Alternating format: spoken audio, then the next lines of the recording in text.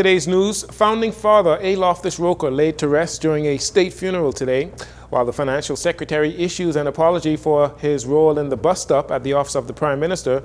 The FNM is calling for him to be fired, and more than 100 new nurses to be added to the healthcare system after graduating from the University of the Bahamas.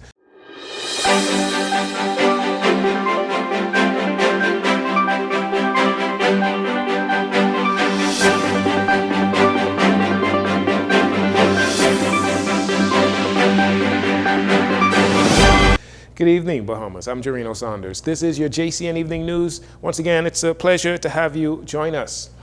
Hundreds packed Christ Church Cathedral this morning for the state funeral of the late A. Loftus Roker.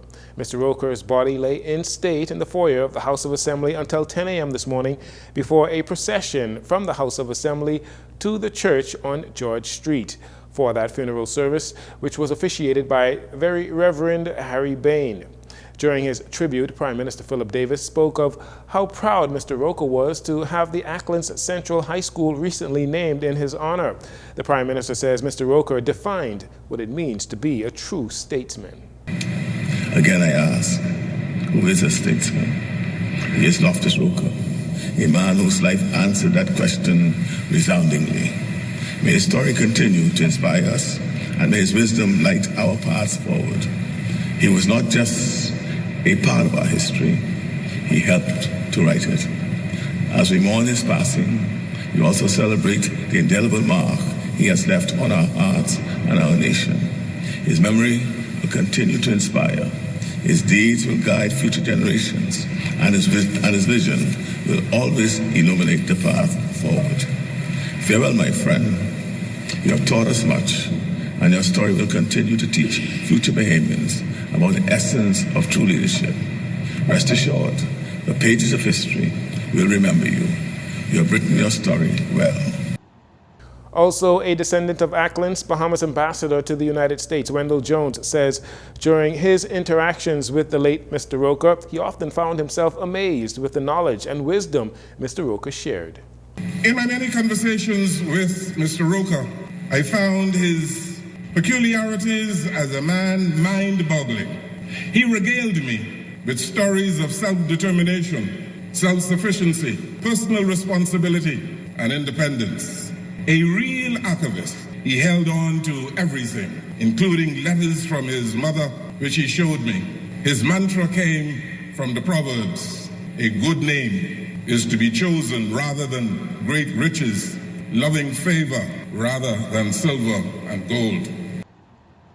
Once the church service was completed, the march led from Christ Church Cathedral to the Western Cemetery on Nassau Street for the final salute and sunrest ceremony for the late Loftus Roker. May he rest in peace.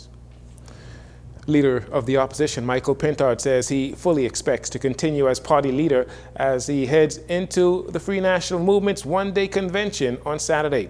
Mr. Pintard says he is confident in his Unstoppable Together campaign and asserts that, compared to his challengers, his track record leading the party gives him confidence that he will be undoubtedly returned and will continue to be the leader of the FNM. On the other side of this convention, which we fully expect that we'll continue in the positions that we are in, we will again be even more assertive in holding this government to account. This one-day convention is merely to address the issue of a small group of persons within the organization who believe that they may have a better plan of action. And we wanted to give them and the convention an opportunity to hear them make their argument and then make it a decision. Mr. Pintard also addressed critics who accused him of attempting to breach the FNM's constitution and party guidelines by stacking party delegates ahead of the convention. According to Pintard, Saturday's convention is the third in under 3 years, which he says debunks any claims that the Constitution was breached by him or any of his supporters. Under my predecessor, there wasn't a convention, I believe, in 6 years. So when people wish to talk about constitutionality and following what is laid out in the FNM's constitution, they should turn their attention to that particular record.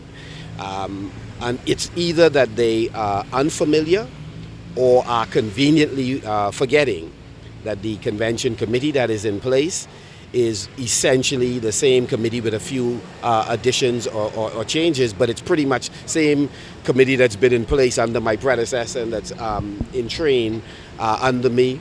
Pintard says the tides have shifted in the leadership race, and the party members that are on the brink of losing power are simply grasping for straws at this stage of the race. Earlier this week, Haiti's Transitional Council officially appointed a new prime minister, United Nations Development Specialist Gary Conley. Back here at home, former Prime Minister Perry Christie, a member of the Commonwealth of Nations Eminent Persons Group on Haiti, is describing the group's role in initiating intensive mediation with Haitian stakeholders and what is next for the impoverished nation. Our terms of reference was always to assist the people of Haiti, the stakeholders of Haiti, the political actors of Haiti, to assist them in their movement towards a democracy. The Prime Minister and the Council will now, over the next several days, move to form a new government in Haiti to take the place of the current government. When that takes place, then the Presidential Council and the new government of Haiti will move towards putting in place all of the sort of instruments of democracy. While many Bahamians are against it, Mr. Christie is strongly defending the need for the Royal Bahamas Defense Force's involvement in the Kenyan-led United Nations peacekeeping mission to Haiti.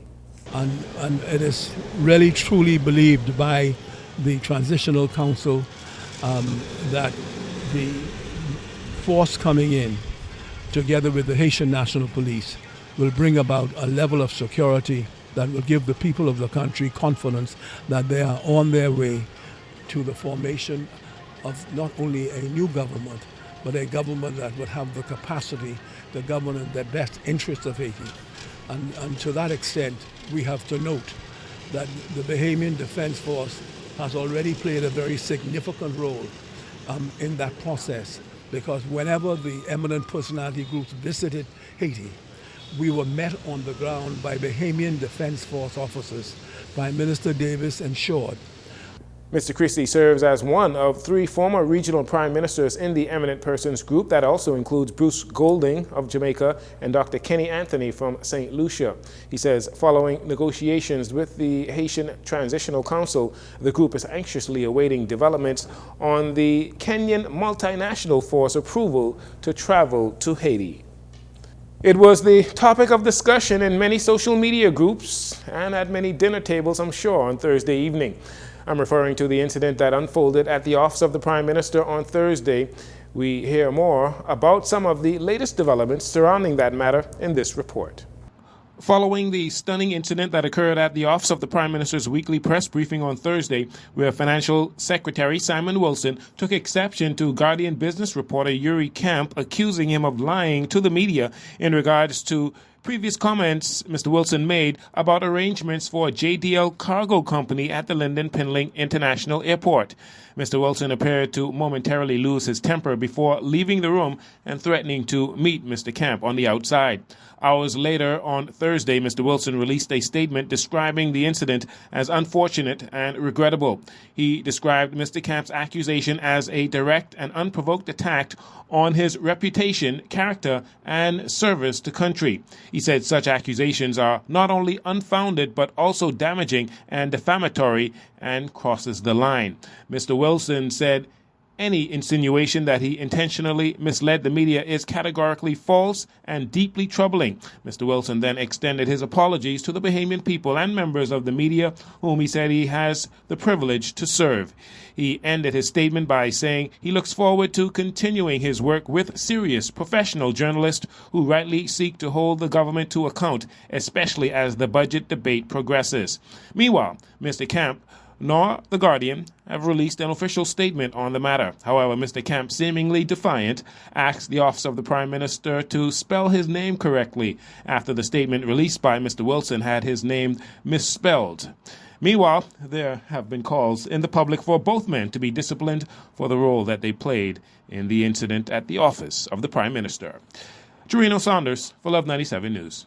And finally, in this segment, the Free National Movement released a written statement regarding the bust-up at the office of the Prime Minister. They are calling for an immediate full-throat rebuke and disavowal of the Financial Secretary and a sincere apology to Mr. Camp, the press corps, and to the nation. FNM National Chairman Dr. Dwayne Sands had this to say about the government, Mr. Wilson, and the incident that took place at the office of the Prime Minister. With all the violence going on in this country, the way Mr. Wilson threatened a reporter is frightening.